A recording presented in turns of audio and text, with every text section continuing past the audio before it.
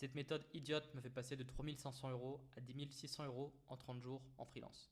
Si tu es freelance, alors écoute attentivement cette vidéo. Peut-être que tu bosses bien, que tes clients sont contents, que tu as une bonne expertise et pourtant, à chaque fin de mois, ton activité repart à zéro. Tu dois retrouver de nouveaux projets, de nouvelles missions et tu vis dans l'incertitude sans jamais pouvoir te projeter dans l'avenir.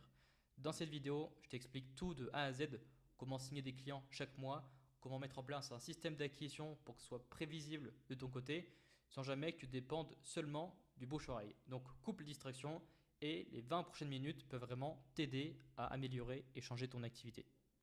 Le constat est simple, la majorité des freelances stagnent sans s'en apercevoir.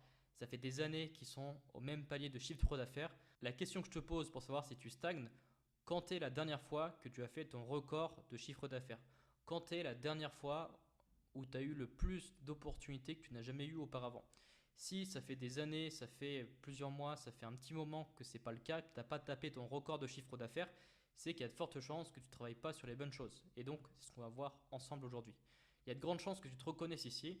Tu réponds à toutes les demandes par peur de rater une mission. Quand un prospect hésite, tu baisses ton prix pour le rassurer. Ton acquisition repose à 80% sur le bouche-oreille et tu es éparpillé sur plein d'expertises différentes comme du branding, du web, la création de sites, du motion, peu importe. Et donc, tu es le choix évident de personne. Et tu peux faire un mois à 6 000 euros, le mois suivant à 2 000 euros sans vraiment comprendre pourquoi.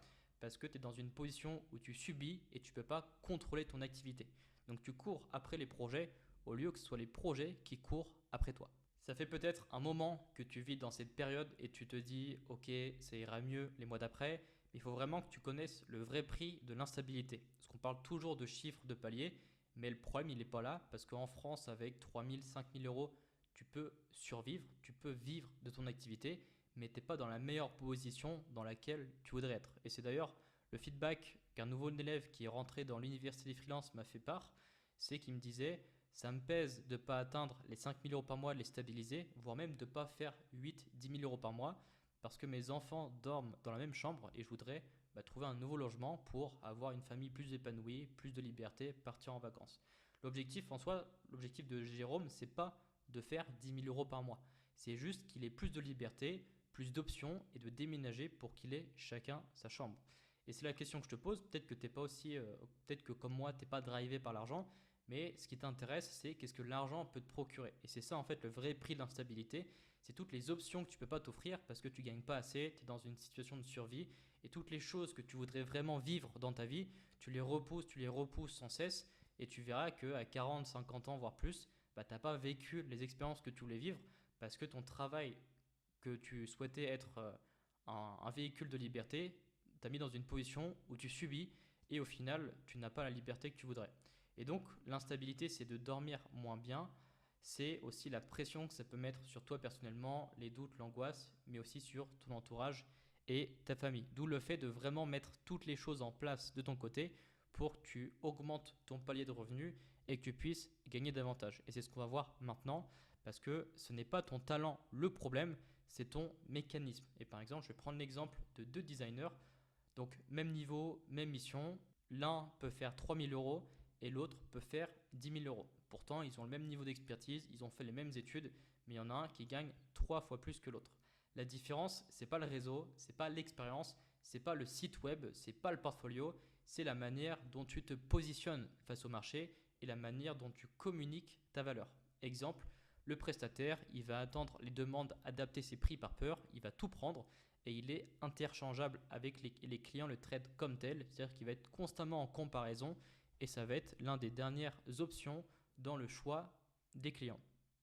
Et l'expert positionné, c'est la personne qui décide avec qui il travaille, quel prix il va positionner pour ses services, et les clients viennent à lui parce qu'il est reconnu pour son expertise et il le paie sans négocier, même s'il est à 2 à 3 fois plus cher que ses concurrents.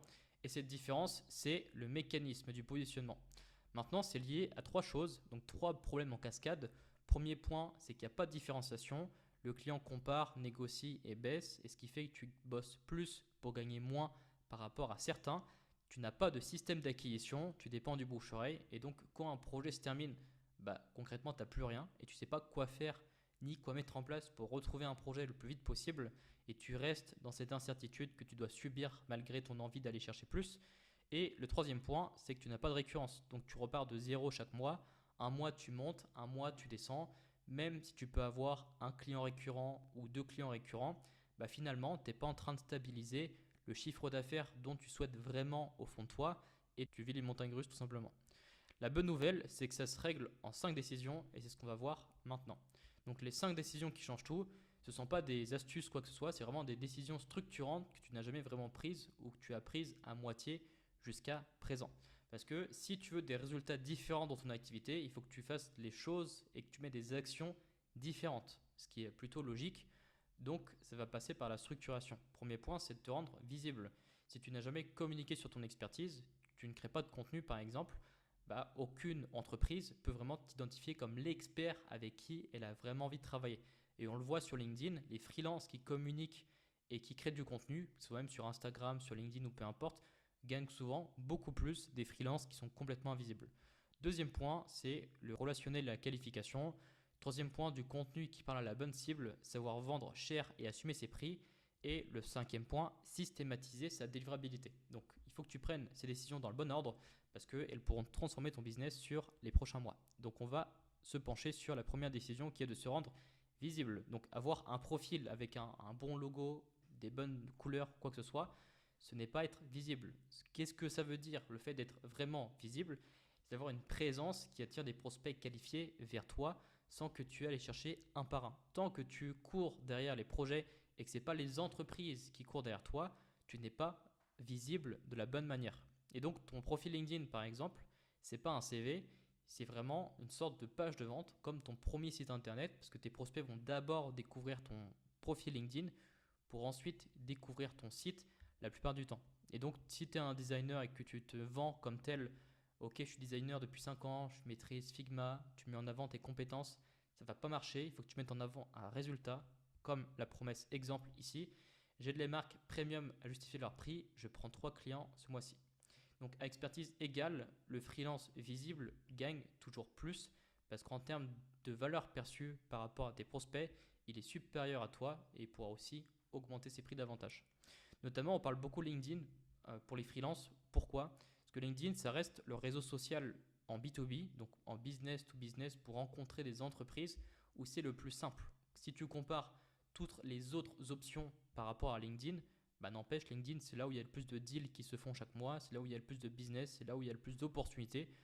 Moi, quand je me suis lancé, je n'aimais pas LinkedIn particulièrement, mais comme ça représente tellement une grande place de marché avec énormément d'opportunités, j'ai appris à apprivoiser ce réseau social malgré moi et depuis LinkedIn me rapporte des clients tous les mois. Donc relationnel et qualification, avoir de l'intention ça ne suffit pas, il faut encore savoir la convertir. Donc là on parle de relationnel, on parle de vente, on parle de discussion parce qu'avant tout un appel, il faut une phase de qualification. Donc tu vas poser des questions, que ce soit via un formulaire, via ton site, via une discussion, peu importe, et tu vas qualifier le budget, le délai, l'objectif, le décideur et pourquoi la personne a besoin de toi maintenant et pas plus tard. Et pendant l'appel, tu pitches pas, il faut vraiment que tu comprennes la douleur en profondeur parce que quand le prospect se sent compris, le prix devient secondaire. Donc c'est ce qu'on a fait avec Clément d'ailleurs qui est passé de 45% à 70% de conversion sans avoir plus de trafic et on a pu augmenter son chiffre d'affaires juste en traitant mieux les opportunités qui étaient en train d'arriver. On a amélioré son offre, on a augmenté ses prix et sans rien changer à sa visibilité actuelle ni à son acquisition, on a pu augmenter son chiffre d'affaires assez facilement juste en révisant son process de vente. Donc la qualification et l'aspect relationnel restent très importants au niveau des résultats que vous allez faire dans votre chiffre d'affaires. Troisième point, du contenu qui parle à la bonne cible. Il existe en soi deux types de contenu. Le premier, c'est le contenu qui flatte, où tu vas parler de tes process, des routines, inspiration, setup, peu importe. Tu vas attirer des curieux parce que tu parles de toi, mais tu ne veux pas attirer de clients. Et c'est ça le problème, c'est que la majorité des freelances qui communiquent, ils parlent d'eux-mêmes, ils ne parlent pas de leurs clients. Et le problème, c'est que le décideur, lui, ce qu'il a envie d'attendre, c'est il veut parler budget, il veut parler problème, il veut parler d'urgence, il veut parler de ok, en quoi tu peux m'aider, qu'est-ce que tu peux m'aider à résoudre concrètement. Si tu fais un truc, ok, voici mon packaging, ça ça va pas parler, mais si tu commences à faire un truc, pourquoi votre marque de food perd des ventes quand elle est disposée ainsi en rayon, bah, tu parles à une cible précise, tu apportes de la valeur et ça parle à ta cible. Donc là, tu as un contenu qui est beaucoup plus aligné et qui te rend visible auprès des bonnes personnes. Et le but, c'est d'avoir du contenu ou une visibilité qui attire des clients solvables, qualifiés et pas des projets sans budget. Si aujourd'hui tu crées du contenu peut-être et que les personnes qui te contactent ne sont pas les personnes avec qui tu as envie de travailler, c'est que ton contenu ne parle pas à la bonne personne et qu'il faut revoir donc ton copywriting, tes sujets, tes angles et aussi la manière dont tu t'adresses à tes prospects quand tu veux convertir. Vendre cher et assumer ses prix. Peut-être que tu as déjà vécu cette situation où tu étais en concurrence avec une agence ou un freelance qui vendait le même service que toi et pourtant le client a choisi une personne qui valait 2 fois ton prix malgré le fait qu'elle avait annoncé un budget qui était assez limité. Donc la question c'est pourquoi il y a des clients qui choisissent d'augmenter leur budget, d'augmenter leurs limites, sachant que de base, ils n'ont pas les finances pour partir sur des prestations haut de gamme. Simplement, c'est une question de valeur perçue et d'ancrage. Pourquoi le client choisit certains moments le prestataire qui vaut beaucoup plus cher que toi? C'est qu'il a packagé une transformation et pas une compétence, qu'il a annoncé son prix de la bonne manière et qu'il n'a pas négocié sous pression.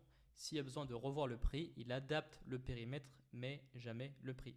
Et le fait de faire le contraire de ça, de dire oui à des prospects à qui tu devrais refuser, de rabaisser son prix constamment, tu transmets du doute et ça coûte cher parce que ton prospect, il veut travailler avec une personne qui transmet de la certitude, qui transmet de la confiance envers ses compétences et qui n'envoie pas des signaux de doute. Donc c'est quelque chose qui est important et tu verras qu'il y a des entreprises qui sont prêtes à payer beaucoup plus cher que ce que tu peux proposer simplement parce qu'ils comprennent les résultats que tu peux offrir derrière. La décision numéro 5, c'est systématiser sa livrabilité. Donc ça passe par des process, des templates, des frameworks, des automatisations. Ça permet de livrer mieux, d'aller plus vite avec moins de charge mentale. C'est pour ça qu'il y a des freelances qui sont capés à 8 000 euros par mois et d'autres qui sont capés à 15 000, 20 000 euros par mois. Parce que quand tu es dans une situation où tout repose sur toi, tu as un plafond qui est corrélé à ton temps qu'on appelle la capacité personnelle. Et c'est ton plafond de verre. C'est-à-dire que si tu peux prendre que 4 projets par mois à délivrer maximum et que la totalité de ces 4 projets sont autour de 10 000 euros, en fait, ton plafond de verre en freelance, c'est 10 000 euros et tu ne pourras jamais aller au-dessus parce qu'on a tous que 24 heures dans une journée. Et donc, quand il y a un nouveau projet qui arrive, tu as deux options.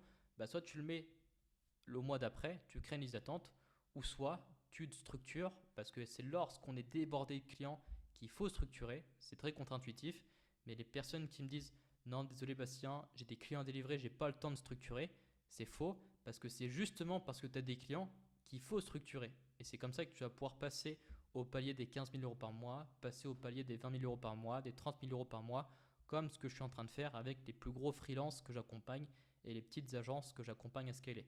Et donc l'option 1, la personne peut se dire ah désolé, je suis plein, je ne peux pas accepter ce projet. La personne 2 peut dire ok, je suis complet pour les 3 prochaines semaines, je vais mettre un freelance qui va m'aider à aller plus vite, un bras droit que je vais recruter. Est-ce que c'est ok pour toi si on démarre d'ici 3 semaines? Et là le projet est signé parce que l'attente aussi devient une preuve de valeur. Et tu vas arriver dans une situation où tu vas construire un cercle vertueux, où tu deviens visible, donc tu attires des prospects, tu l'as qualifié mieux, ton contenu devient plus précis et donc tu vends plus cher, tu mets en place du système, donc tu récupères du temps et tu redeviens encore plus visible. Et c'est ça en fait la flywheel de la croissance et c'est comme ça que tu vas devoir développer ton activité. Il faut d'abord que tu te concentres sur la visibilité pour avoir des opportunités, ensuite tu les tries pour ne pas accepter n'importe quoi. Tu continues d'affiner ton contenu, tu améliores ton offre, ton positionnement pour vendre plus cher, tu mets en place des systèmes pour délivrer, récupérer du temps et tu vas passer d'une situation où ton plafond de verre c'était peut-être 10 000 euros en travaillant 5 jours par semaine, 8 heures, 20 heures, à une situation B où tu vas travailler 3 jours par semaine, à gagner 15 000 euros par mois et à gagner beaucoup plus en moins de temps. Et tu vas pouvoir te concentrer sur le contenu, sur la prospection, peu importe, pour avoir encore plus des projets qualifiés, augmenter tes prix encore une fois. Et c'est de cette manière que tu vas pouvoir stabiliser les 10, 15 000, 20 000 euros par mois en freelance, en passant en agence petit à petit, tout en continuant à te développer. C'est d'ailleurs ce qu'on a mis en place ensemble pour Clément, qui est brand et web designer. Donc il n'était pas débutant du tout, ça fait déjà 2-3 ans qu'il était lancé en freelance il avait déjà des clients, il créait déjà du contenu, mais il stagnait à 3-4 000 euros par mois dans l'instabilité. Et le problème, ce n'était pas son niveau, parce que Clément est très très bon dans son expertise, mais il perdait chaque mois des deals qu'il aurait dû signer. Et ça, c'était à cause de ses capacités en vente, de son process, de sa qualification et de son process de vente. Et donc, on est simplement passé d'une conversion de 45% à 70% en améliorant son acquisition, sans forcément passer beaucoup de temps dessus, mais en améliorant le contenu que rapportait son acquisition pour avoir un meilleur ciblage. Et aujourd'hui, Clément tourne entre 8 000 et 12 000 euros par mois stable. Tu peux retrouver l'interview complète sur ma chaîne YouTube. Il a signé des projets à 12 000 euros, des projets à 20 000 euros qu'il a attirés grâce à son contenu. Et on vise ensemble un objectif de 150 000 euros en 2026 pour sa petite agence qu'il est en train de lancer.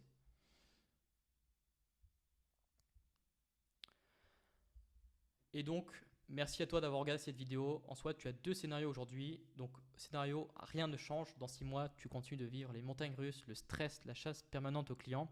Scénario 2, tu prends enfin les rênes de ton activité, tu arrêtes de subir et tu décides. Tu prends enfin la décision de construire un vrai système.